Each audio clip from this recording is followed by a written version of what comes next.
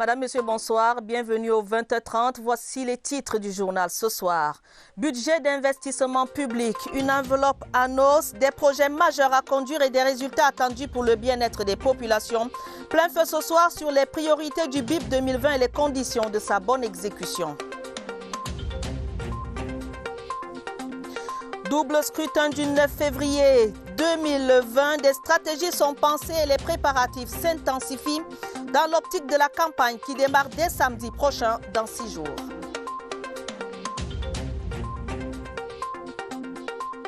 Et puis les Camerounais célèbrent l'attribution de l'organisation de la CAN 2021 au Cameroun. Pour nombre de compatriotes, ceci est déjà une première victoire. Voilà pour les titres du journal. Mesdames, Messieurs, bonsoir. Merci de nous accueillir chez vous. Le budget d'investissement public de l'État du Cameroun est en augmentation comparé à l'enveloppe de l'année dernière et un peu plus de 75% de l'enveloppe du budget 2020 sont consacrés au développement des infrastructures, à la production et à la santé publique. Le ministre des Finances a procédé cette semaine au lancement officiel du BIP 2020. Les projets de première génération et ceux relatifs aux préparatifs du CHAN et de la CAN sont prioritaires. Oswald Moudon. L'augmentation de l'enveloppe allouée au budget d'investissement public permet au Cameroun d'atteindre la barre des 30% recommandée par le document de stratégie pour la croissance et l'emploi. Et déjà, les 1496 milliards de francs CFA mobilisés pour l'exercice en cours ciblent des secteurs phares de la vie nationale. Il faudra dans un premier temps parachever les travaux relatifs à l'organisation de la Coupe d'Afrique des Nations que le Cameroun doit abriter en 2021. Certaines infrastructures en rapport avec la compétition restent encore à compléter. Routes, hôtels, entre autres. L'autre terrain sur lequel il est beaucoup attendu du BIP 2020, c'est assurément l'énergie. Les chantiers en cours dans ce secteur montrent la détermination des pouvoirs publics camerounais à résorber le déficit énergétique. Mais reste encore à rendre disponible dans les foyers et les industries l'énergie produite par les centrales en assurant le transport effectif. Le développement des infrastructures de transport routière, ferroviaire, portuaire et aéroportuaire, c'est aussi là l'un des axes majeurs du budget d'investissement public 2020, avec un corollaire non négligeable sur les volets social et commercial. Les révolutions industrielles et agricoles devront par ailleurs ressentir l'impact impulsé par ce même budget. Autant de chantiers qui justifient que 69% du BIP 2020 soit consacré au développement des infrastructures et à la production. Mais il faudra, à côté de tous ces chantiers, et bien d'autres encore, accorder une attention particulière aux activités de développement dans les régions économiquement sinistrées, la formulation des programmes d'appui spécifiques et le soutien aux entreprises locales notamment. La volonté des pouvoirs publics se traduit sur le terrain avec l'augmentation de l'enveloppe globale consacrée au budget d'investissement public qui s'élève cette année à 1496 milliards de francs CFA contre 1327 milliards de francs CFA en 2019. Et vous dites, Eugène B, que cette volonté affichée du gouvernement ne peut trouver un écho favorable que si la gouvernance et les bonnes pratiques dans l'exécution de la commande publique deviennent le bréviaire des mandants de l'État. Le montant de l'enveloppe globale consacrée à l'investissement public pour l'exercice 2020 au Cameroun est de 1496,3 milliards de francs CFA, contre 1327 milliards de francs CFA en 2019, soit une hausse de 1,2%. Ce budget réparti dans l'ensemble des 10 régions devrait permettre à ces dernières de se doter d'infrastructures capables de booster leur développement.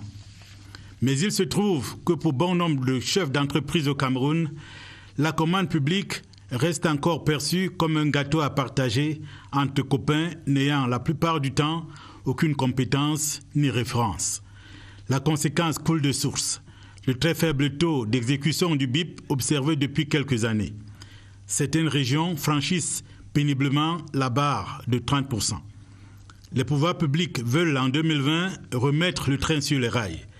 L'accent est mis sur la qualité de la prestation. Le ministre des Finances prescrit la célérité dans l'exécution des marchés publics, des ouvrages et un service de qualité, le strict respect des délais impartis et le respect du cahier des charges. L'atteinte d'un tel résultat suppose qu'un travail de fond ait été effectué en amont, basé sur une sélection rigoureuse des prestataires en tenant compte des réalités spécifiques de chaque région. L'abandon de l'amateurisme, le choix des prestataires jouissant d'une bonne connaissance du terrain et d'une présence effective sur les sites d'ouvrages à réaliser. La priorité devrait dès lors être accordée aux entreprises disposant des capacités financières et techniques adéquates. Un minimum de rigueur dans le choix et la conduite des opérations selon les critères ci-dessus peut donner à espérer pour ce budget d'investissement public 2020 moins de chantiers abandonnés, de malfaçons et la non-livraison dans les délais des ouvrages et services destinés à booster le développement à la base. Parmi les projets majeurs du BIP 2020 dans le Sud, les barrages hydroélectriques de Memveleu et de Mekine, mais aussi le complexe industrialo-portuaire de Kribi, entre autres. La cérémonie de lancement du budget d'investissement public dans le Sud était l'occasion d'en définir les axes prioritaires. Les détails avec Ghislaine Aléné de CRTV Sud. Le budget d'investissement public 2020 dans le Sud prévoit la livraison des grands projets tels les barrages hydroélectriques de Memveleu et de Mekine, ainsi que le complexe industrialo-portuaire de Kribi. À ces infrastructures d'envergure s'ajoutent des projets tels les tronçons routiers Bolova-Samolima et Djoum-Mintom, l'autoroute Lolabé-Kribi qui doivent être parachevés en 2020. Pour mener à bien ces ouvrages, certains axes prioritaires ont été définis au cours de la cérémonie de lancement du BIP 2020 à Ebolova. C'est l'amélioration du recouvrement de la mobilisation des recettes non pétrolières, la rationalisation de la dépense publique. L'enveloppe de près de 148 milliards allouée à la région du Sud permettra également la construction des infrastructures de base, l'équipement des écoles primaires, l'aménagement hydroélectrique, entre autres. Nous avons imparti un délai au-delà duquel l'ordonnateur des dépenses ou bien les membres de la chaîne de la dépense auront à nous donner des explications. Pour y arriver, il faudra compter sur le respect scrupuleux de la discipline budgétaire éditée par la circulaire relative à l'exécution et au contrôle du BIP 2020. Le BIP vise à terme le bien-être des populations et parlant de bien-être des populations au niveau de la santé notamment, 2020 s'annonce plutôt comme une année de lutte acharnée contre le VIH-Sida au Cameroun. De nouveaux mécanismes de prise en charge sont mis en place et surtout de nouveaux financements sont accordés au Cameroun pour un accompagnement global des personnes vivant avec le VIH. On annonce plus de 5 milliards de francs CFA d'appui supplémentaires. Lucie Colette Avoulou. S'il y a un secteur où la solidarité se manifeste le plus, c'est dans les stratégies de lutte contre le VIH-Sida. Pour cette année 2020, le gouvernement américain vient de décider de tripler son aide au programme de lutte contre cette maladie au Cameroun. 5 milliards de francs CFA seront donc accordés au Cameroun comme soutien à la lutte contre cette pandémie. Avec les 5 milliards du gouvernement américain, la prise en charge sera améliorée au Cameroun. La gratuité des soins pour la consultation médicale des personnes vivant avec le VIH, le dépistage, les examens biologiques pour le suivi, la charge virale et les CD4. Il y a également la prise en charge des femmes enceintes qui est gratuite, de la consultation jusqu'à la réalisation des examens de suivi. Quand on a découvert que j'avais la maladie, j'ai commencé à prendre le médicament et c'est gratuit. Au Cameroun, 4000 personnes sont sous traitement antirétroviral. Certains examens étaient payants. Pour les patients, comme la charge virale, ils devaient contribuer à hauteur de 5000 francs pour réaliser un examen de charge virale. Par rapport au CD4 également, ils avaient une contribution à payer dans notre formation sanitaire qui était de 2500 francs. Les médicaments ARV étaient gratuits depuis longtemps, donc on continue dans la gratuité. On a supprimé les frais de consultation pour faciliter l'accès aux soins. L'Organisation mondiale de la santé, OMS, a 3 défis à relever d'ici la fin de cette année 2020. Diagnostiquer 90% des personnes vivant avec le VIH au sein de la population. Mettre 90% des personnes vivant avec le VIH diagnostiquées sous traitement ARV. Et enfin, s'assurer que 90% des personnes vivant avec le VIH sous traitement ARV ont une charge virale indétectable.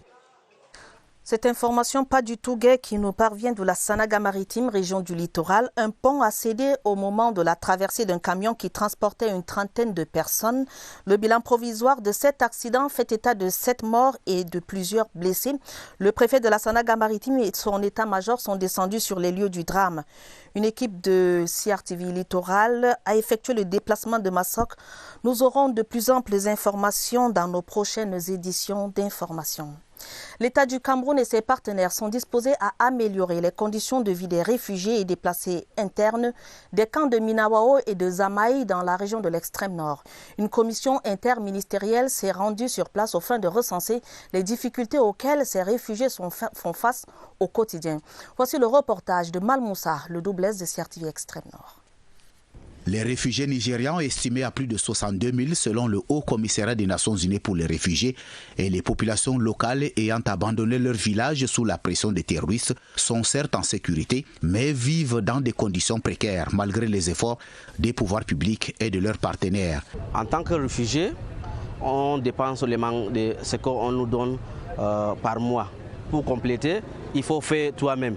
Mais comme il n'y a pas le terre, il n'y a pas assez d'eau, on ne peut plus faire quelque chose. Ici à Minawao, tout comme sur ces sites de déplacés internes de Zamaï, toujours dans le département du Mayo-Tchanaga, des efforts supplémentaires d'assistance restent à fournir pour améliorer le quotidien des personnes vulnérables. Il est donc question que nous puissions, sur la base des réalités du terrain, rendre compte à nos hiérarchies respectives, de sorte que s'il y a des problèmes, que ces problèmes aient des solutions. Ces hauts cadres des administrations publiques sont venus ici sur le terrain pour recueillir les données afin que le gouvernement et ses partenaires puissent agir de manière plus efficace.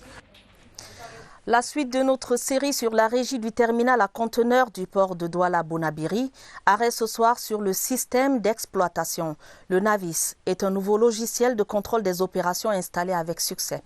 Aboubakar Abo nous présente le nouveau bijou de la RTC. Ici, c'est la cabine du patron. Permission d'accoster ou d'appareiller, droit de séjour, ticket d'emplacement. Tout se décide dans ce service qui porte bien son nom. Capitainerie du port de Douala-Bonabiri, une véritable plaque tournante. C'est le service qui s'occupe de la sécurité, de la sûreté et des opérations maritimes. Depuis le 2 janvier dernier, le service surfe sur les eaux de la performance. Nous sommes à notre 15e navire qui a accosté au terminal à conteneurs. Une performance qui s'appuie sur un élément efficace, mais surtout rapide. Le séjour moyen au terminal à conteneurs est de 48 heures. Et ces délais sont respectés. Et aujourd'hui, nous avons 2 navires à quai. Il y a suffisamment de l'espace parce que le terminal peut accommoder jusqu'à 3 navires à la fois. Une opération en amont qui porte des fruits en aval. En termes de navires, la régie a déjà manipulé pratiquement près de 10 000 conteneurs. Et à l'export, ils font entre 300 et 400 conteneurs. Copie excellente donc rendue par ce service qui suit le ton et le rythme imposé par la RTC, dont les voiles aux couleurs du 237 sont portées par les vents du travail et de l'engagement patriotique. Vous l'aurez certainement rectifié, nous étions là plutôt à la capitainerie. Nous reviendrons sur le système d'exploitation dans nos prochaines éditions. L'intelligence artificielle sera à la portée des jeunes Camerounais. Sous l'impulsion du ministère des Postes et Télécommunications, des jeunes start-upers viennent de bénéficier d'une formation de haut niveau à l'international dans les domaines high-tech, 5G et autres systèmes embarqués. CRTV Littoral, Flore Écoulé pour les détails. Après la phase de renforcement de leurs capacités dans le domaine de l'entrepreneuriat numérique et la maturation des projets, les fondateurs des startups AgrixTech, Smartscope et Transport Intelligent se rendent à Dubaï pour la deuxième phase de l'accompagnement du ministère des Postes et Télécommunications. Ces jeunes vont profiter des expériences de la 5G. Ils vont également profiter des systèmes embarqués. Pour cette étape, le ministère a bénéficié du soutien d'un des leaders de la technologie mondiale, partenaire technique de la Semaine de l'innovation et propriétaire du Centre d'innovation numérique de Dubaï. Il faut l'innovation et avoir des jeunes qui innovent, on ne peut que les accompagner à aller très loin à découvrir l'environnement international, à pouvoir rivaliser avec les meilleurs dans le monde. Les jeunes start-upers comptent bien mettre à profit cette nouvelle expérience. L'opportunité de Dubaï nous permettra d'aller découvrir les nouvelles technologies sur l'intelligence artificielle, l'Internet des objets, et aussi de ramener les investisseurs pour pouvoir développer notre pays. Ce que j'attends en fait de ce voyage, c'est un échange d'expériences avec ceux qui ont réussi dans le domaine de la technologie en créant des solutions innovantes qui ont fait développer leur pays. À leur retour, ces entrepreneurs participeront à une formation de l'Union internationale de télécommunications, dernière phase de cet accompagnement du Mine-Postel. Allons sur nos routes où on recense encore des infractions sur les axes routiers. Les contrevenants continuent d'être traqués par les éléments de l'opération contrôle, surveillance, répression de la gendarmerie nationale. Sur l'axe Yaoundé-Mbalmayo et Bolova ce week-end, un dispositif important a été mis en place pour dissuader les usagers indélicats. Pierre Evembe. Voici une image insoutenable pour les Pandores. Un accident. Heureusement, il n'y a pas eu de mort dans ce rond-point qui mène à l'aéroport international de Simalène et à Ebolova. L'opération contrôle, surveillance, répression est là pour éviter au maximum les pertes en vies humaines et matérielles. Alors que la gendarmerie nationale multiplie les stratégies pour mettre la pression sur les usagers inciviques qui fondent la résistance, ces derniers continuent de jouer avec le feu. Pourtant, le feu est rouge aux infractions pour les bérets rouges et ils sont déterminés à leur faire voir rouge en cas d'incivisme. Quelqu'un qui roule avec 4 roues usées, c'est pas évident. C'est très dangereux, ça devient une activité dangereuse, il ne peut pas continuer et là, il est obligé de garer. Nous l'amenons dans un peloton routier où il va, s'il n'a pas de moyens, parce qu'il y a certains qui nous déclarent qu'ils n'ont pas d'argent pour payer, qui ne peuvent pas, ils sont obligés d'appeler le responsable. Oui, qui vient régler la situation. Tolérance zéro, supplier ne suffit plus. Il faudrait tout simplement se mettre en règle et respecter le code de la route. Car près de 70% des accidents sur les axes routiers sont d'origine humaine. Le double scrutin, deuxième une du journal, le double scrutin municipal et législatif du 9 février prochain qui se prépare activement dans les partis politiques et davantage la campagne qui s'ouvre dans moins d'une semaine maintenant. Dans la vallée d'une Thème, région du Sud, une réunion de mobilisation a rassemblé à Ambam des responsables et militants du RDPC. Ghislaine Aléné de CRTV Sud. Le RDPC dans la vallée d'une Thème compte mener le plus grand nombre à accomplir son devoir citoyen lors du double scrutin du 9 février prochain. Une façon pour cette fille du renouveau de donner sa légitimité au RDPC et à ses candidats. C'est une réunion de mobilisation, c'est-à-dire que toutes les forces vives du département de la vallée d'une Thème se dressent comme un seul homme pour battre campagne pour les listes du RDPC. C'est le comité central du RDPC qui désigne qui bat campagne au nom du RDPC. Et c'est déjà fait au niveau départemental, au niveau des communes également, même les secteurs. Les échanges entre toutes les forces vives ont permis au RDPC d'opérer une avancée significative dans la réussite de la campagne électorale qui s'annonce. C'est ainsi que les 4 présidents des commissions communales de campagne du RDPC dans la vallée d'une Thème ont été présentés. Tous ont pour devoir de peaufiner des stratégies pour garantir le succès de la campagne électorale qui débute le 25 janvier prochain. Dans les hauts plateaux à Baham, les militants et responsables du RDPC étaient réunis au dernier meeting préparatoire à la campagne électorale. Meeting au cours duquel du matériel de campagne a été remis aux militants. Laurent Chissoukbe, reportage. Dernier meeting, mais aussi ultime réglage d'avant-campagne du double scrutin du 9 février prochain. Les militants de section RDPC au plateau centre se disent prêts pour aller à l'abordage le 25 janvier prochain. La réunion des circonstances a défini de façon précise la démarche stratégique à opérer sur le terrain pour une participation massive des électeurs. Nous allons descendre, pour les plus sceptiques, leur faire comprendre qu'on ne peut pas construire une collectivité locale dans le désordre. C'est ensemble. Lorsque vous allez voter, c'est votre participation nette au développement de la localité que vous occupez. Il leur a été demandé de véhiculer le message de paix auprès de ceux qui pensent que le boycott de ce double scrutin est possible dans le département des Hauts-Plateaux. J'invite hommes comme femmes, tous ensemble, nous allons dans les urnes exprimer nos choix. Le RDPC entend bien faire ici du 100% aux législatives et aux municipales. Les tensions au sein de l'UPC n'empêcheront pas le parti de prendre part au double scrutin du 9 février prochain, même si la mythique formation politique ne peut présenter cette fois de candidat dans sa base d'Union Ekele. Elle compte mettre tout en œuvre pour conquérir des voix dans d'autres parties du pays. Un idéal qui, selon les anciens du parti du CRAB, nécessite la réconciliation des différentes factions. Les détails avec François Bakary de CRTV Centre. Selon le verdict du Conseil constitutionnel en date du 19 décembre, l'UPC prendra bel et bien part aux élections, mais sans sa base d'Union Ekele.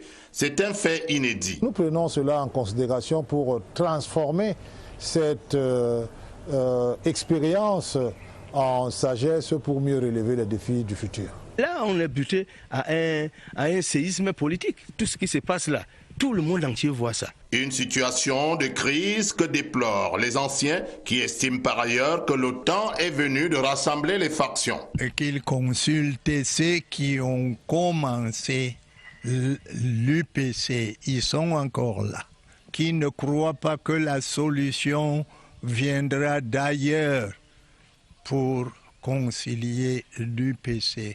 Y a-t-il une possibilité de sortie de crise au sein de l'UPC, le plus vieux parti du Cameroun? Que le droit soit dit. Nous donnons le meilleur de nous-mêmes pour amener l'UPC à se soigner. L'heure du choix a peut-être sonné pour le parti de Oumniobe de redonner un sens à la fois à son essence et à son existence. Le taux de participation des femmes aux élections à venir devrait s'améliorer. Ce vœu ardent est de l'organisation More Women in Politics qui vient de conduire la caravane de la démocratie au féminin dans la région de l'Ouest. L'opération vise l'élection de 30% de femmes au municipal du 9 février prochain. Wilfried Koto nous en dit plus. Le développement de ce pays ne se fera jamais sans nous les femmes. Ainsi chantent en chœur les candidats de la région de l'Ouest au double scrutin du 9 février prochain. Cet engagement passe à court terme par leur candidature à ces élections législatives et municipales. Pour leur permettre de se faire élire, elles ont reçu des outils, des ficelles, pour bien ficeler leur campagne électorale et convaincre l'électorat. À ces femmes, je dis de faire attention, mes sœurs doivent être dignes. Elles sortent de cette causerie outillée pour se lancer dans les joutes électorales dès le 25 janvier prochain. Il y aura 0 abstention. 30% des femmes au moins à la tête des mairies, le cap est fixé, mais pour y faire quoi? Faire mieux que les hommes? Les mairies qui ont été les mieux gérées, les mieux développées jusque-là, sont celles qui ont eu les femmes à leur tête. Prenez le risque, et le bon risque, de mettre les femmes à la tête des mairies après les sessions de plein droit. Et voyons si dans 5 ans, beaucoup de villes du Cameroun ne seront pas développées. Prochaine étape de cette campagne de More Women in Politics, Douala, ce lundi. Et toujours en politique, parlons de sensibilisation des jeunes au patriotisme et au respect des institutions de la République. Le collectif des jeunes patriotes avec Paul Biya a organisé à Douala une marche pour inviter les jeunes à adhérer aux valeurs de paix au Cameroun, de développement de la nation et du vivre ensemble. Les détails avec Marivonne Dongo. Le temps d'une marche, les mototaxis se rallient à la cause de l'homme du 6 novembre, le président Paul Biya. La jeunesse camerounaise, les mototaxis en particulier, sont avec lui. À leur côté, le collectif des jeunes patriotes avec Paul Biya, Japabi, initiateur de la marche pacifique et patriotique. On veut inviter la population camerounaise à se diriger le 9 février prochain aux urnes. Le pouvoir ne s'obtient pas dans la rue. Même les mariages célébrés dans l'arrondissement de Douala 2e ont joint leur you-you aux voies de cette caravane qui s'est ébranlée jusqu'à la sous-préfecture pour transmission de leur motion de soutien. Au moment où nous recevons ceux qui veulent montrer que le Cameroun doit rester debout, nous ne pouvons être que satisfaits. La JAPABI rassemble en son sein des jeunes venant des 10 régions du Cameroun. Son objectif majeur est la vulgarisation de l'action du président Paul Biya en faveur de l'épanouissement des jeunes Camerounais. Retour sur ce drame, je vous le disais à l'instant, un pont a cédé au moment de la traversée d'un camion qui transportait une trentaine de personnes dans la Sanaga-Maritime. Le préfet de la Sanaga-Maritime est descendu sur le terrain avec son état-major. Une équipe de notre station régionale CRTV Littoral est également descendue sur le terrain pour nous apporter des informations sur ce drame. On nous signale que nos équipes sont en ce moment à la morgue de l'hôpital de Pouma. Nous tentons de retrouver Aboubacar Abo en direct de l'hôpital de Pouma. Aboubacar. Bonsoir Atta Badine Ouma, merci donc de nous retrouver ici à la morgue de l'hôpital du district de Pouma après la tragédie de la nuit dernière qui a ôté la vie à 7 personnes et nous sommes en compagnie du préfet de la Sanaga-Maritime. Alors vous êtes sur le terrain, que s'est-il réellement passé? Bien, nous avons été formés ce matin d'un accident très grave, un drame, on le dirait ici. C'est déroulé dans le village de Mismer par l'arrondissement de Massok. Un camion transportant du maïs avec des ouvriers pour le compte de coopérative s'est renversé dans la rivière l'Élep. Nous avons prescrit un certain nombre de mesures à nos collaborateurs du terrain et nous y sommes descendus. Et le bilan sur place, nous avons trouvé qu'il y avait 7 morts, 20 blessés, donc 14 très graves. Je voudrais à cette occasion remercier les forces de gendarmerie ainsi que les populations qui promptement sont allés sur le site pour donner un coup de main pour aider ici pour faire sortir les corps. Merci infiniment Atta Badine Ouma. Voilà donc la situation ici à la morgue de l'hôpital du district de Pouma. Vous aurez certainement d'autres détails dans nos prochaines éditions des journaux télévisés. En direct de Pouma justement, Christian Dipa, Célestin Yomba, Aboubacar Abo pour la CRTV. Merci bien Aboubacar Abo, que le Seigneur accueille les âmes des disparus. En religion, des messes de prémices pour l'évêque de Batouri, Monseigneur Marcelin Marie était ce week-end chez les siens à Nianon dans la Sanaga-Maritime, région du littoral. L'homme d'église est allé dire merci au Seigneur pour sa nomination le 25 avril 2018 par le pape François comme évêque de Batouri. Sons et couleurs de ce retour en famille avec Michel Renaud-Wandja. Cette chapelle, non loin de la case familiale, a fait germer la foi de l'évêque de Batouri.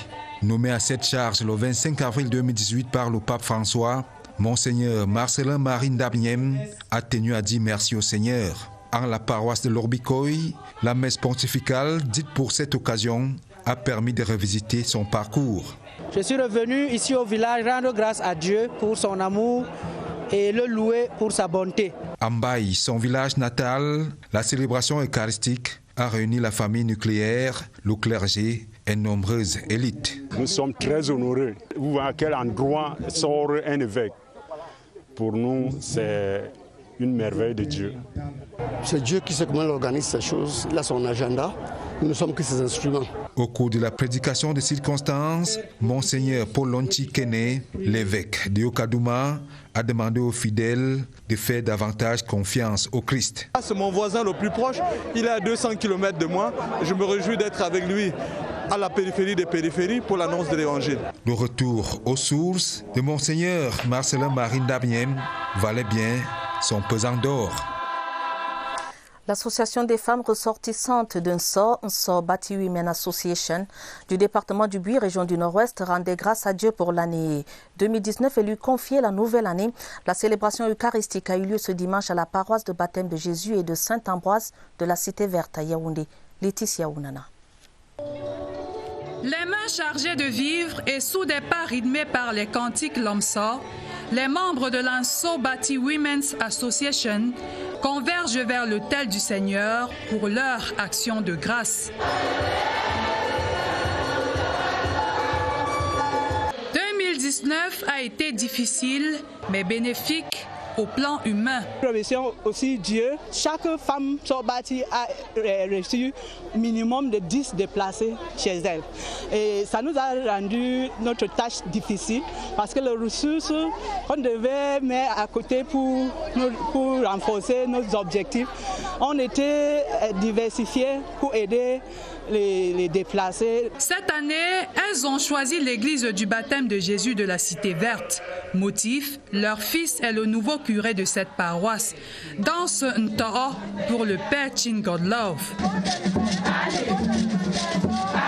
Cette association est ici pour rendre grâce à Dieu et pour m'accueillir aussi. C'est un honneur pour moi et je dis merci au Seigneur. Au final, des souhaits de paix et d'unité sont formulés à l'endroit de cette association et du Cameroun tout entier. Un nouveau chef traditionnel pour le peuple Ndoglem dans l'arrondissement de Ndom, département la Sanaga-Maritime. Sa Majesté Nob Évariste est désormais garant de la tradition des fils et filles de cette localité située au cœur de la forêt Korom. Alex Kokola. C'est ici, en pleine forêt sacrée, au pied du mont Korom, qu'une nouvelle ère s'ouvre pour le peuple Ndoglem de la famille Lihe. Nous sommes dans l'arrondissement de Ndom. Nob Évariste est plus que jamais le garant de la tradition pour ce peuple autrefois disloqué. Une cérémonie d'intronisation toute symbolique avec des marques d'allégeance données en tripartite. D'abord, le sous-préfet de l'arrondissement de Ndom qui a saisi l'occasion pour rappeler l'émission d'un gage de tradition. Le collège patriarcal et religieux lui aussi n'est pas en reste. Il a tout de même joué sa partition pour que les réélus du jour travaillent en toute sérénité, mais alors en toute quiétude pour son nouveau trône. J'ai fait le tour du Cameroun et j'ai vu comment les autres se sont développés. Il faudrait mener cette expérience au niveau de ma contrée. C'est avec joie et fierté que l'élite fortement représentée, les populations d'Ndoglem en général, la grande famille Lihe en particulier, ont tous accompagné le nouveau chef dans son règne. Pour une fois qu'il y a cette cérémonie, elle m'intéresse vraiment au point parce que ça devrait même entrer dans les archives du cerf de Tola. Il n'est toujours pas facile d'être orphelin.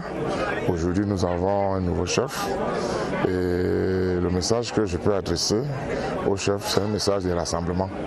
À l'occasion des réjouissances passées en toute quiétude ici au cercle municipal, œuvre architecturale de la commune de Ndom. La localité de Duk dans le Mbamé-Inoubou aura bientôt sa centrale solaire. L'annonce a été faite par l'élite de la localité à l'occasion de la visite du préfet du Mbam-et-Inoubou. Jean Cyriac Bessé y était, voici son reportage. Le préfet du département du Mbam-et-Inoubou et sa suite abordent du bac qui assure la traversée sur la rivière Mbam. Nous sommes dans la localité de Chiayang, arrondissement de Duk. L'étape du jour conduit le préfet Monono Absalom Woloa dans une unité administrative qui reçoit du gouvernement de nombreux projets de développement, d'où la joie des populations exprimée par le maire Gabriel Kedi. Cerise sur le gâteau, le docteur James Onobiono, élite du Mbam, qui accompagne l'autorité administrative dans cette descente sur le terrain, annonce l'installation dans les prochains jours des centrales solaires à Duk, l'aménagement des points d'eau. Avec le consul Mbam à Chaya, on va continuer à tout faire pour que les actions qui sont entreprises par le gouvernement continuent effectivement afin de permettre à Duk de sortir de son isolement. En cette veille des consultations électorales dans notre pays, le préfet Monono encourage les populations de Duk à se rendre massivement aux urnes le 9 février prochain pour s'acquitter de leurs devoirs civiques.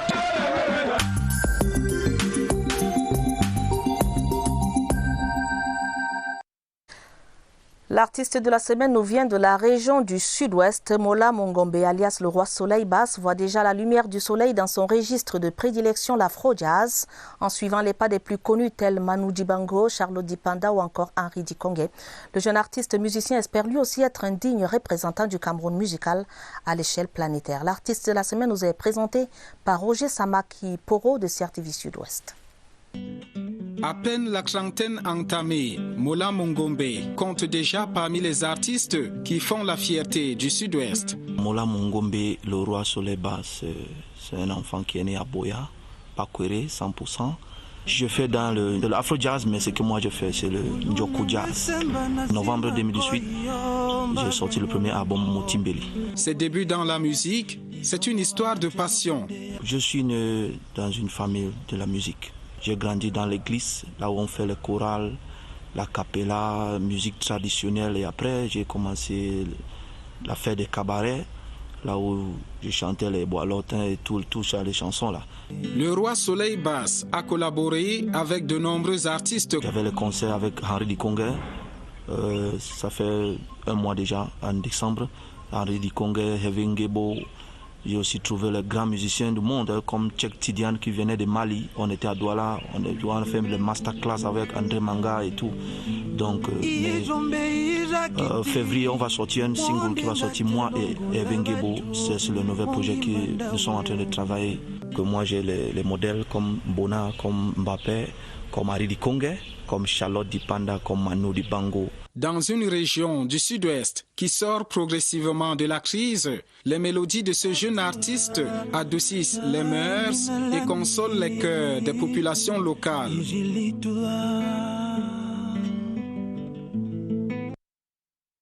90 ans de vie sur terre et 36 ans de règne, cela se célèbre.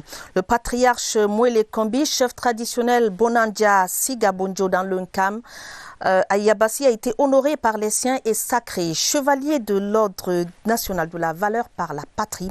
Une cérémonie très colorée que nous raconte Marie-Gabrielle Fegue.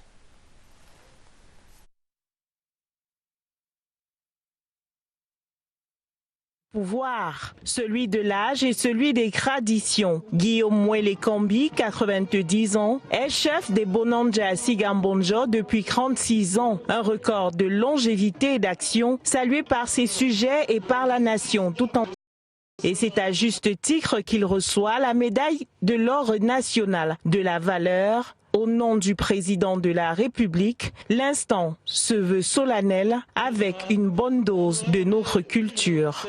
Le souverain traditionnel qui est prêt de célébrer son siècle d'existence sur Terre est préoccupé par l'héritage qu'il laisse aux générations futures. Les générations qui restent doivent imiter ce que nous voulons leur bien. Ça ne finit pas là où ils sont maintenant, mais ça finit là où M. Mwele a mené sa vie jusqu'à 90 ans. L'homme a su imposer sa marque faite d'humilité, de simplicité et de service, comme le témoigne son fils. Il nous a, en tant que père, appris à être fidèles à un certain nombre d'engagements. Sa Majesté Guillaume Mwele Kombi a permis la création du foyer Bonandja Sigambonjo et du musée de l'eau. Il a reçu de nombreux cadeaux de ses pairs et ses anciens élèves lui ont offert une chaise faite de bois d'ébène, symbole du pouvoir de la puissance royale. En sport, la confirmation de l'organisation de la CAN 2021 par le Cameroun continue d'enchanter les Camerounais. Tous saluent cette attribution définitive annoncée par le président de la CAF, Ahmad Ahmad, cette semaine. Allons ce soir à Maroua. Oumal Moussa, le doublé, a capté quelques réactions. Depuis que la Confédération africaine de football est venue confirmer que le Cameroun est le pays hôte de la CAN de 2021, toutes les conversations ou presque tournent autour de cette bonne nouvelle.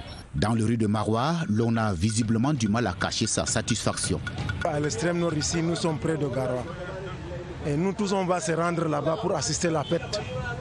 Et c'est une grande fête pour le Cameroun.